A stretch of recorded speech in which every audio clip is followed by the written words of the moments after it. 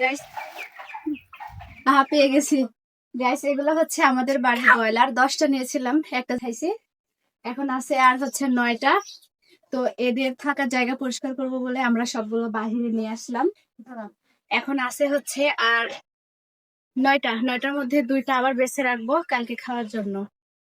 তো যারা যারা ব্রয়লারের মাংস খেতে পছন্দ করেন তারা চলে আসবেন আমাদের বাড়িতে। দেখেন প্রায় 1 মাস হয়ে গেল এদের নেওয়া, 1 মাসের মধ্যে এত বড় বড় হয়েছে।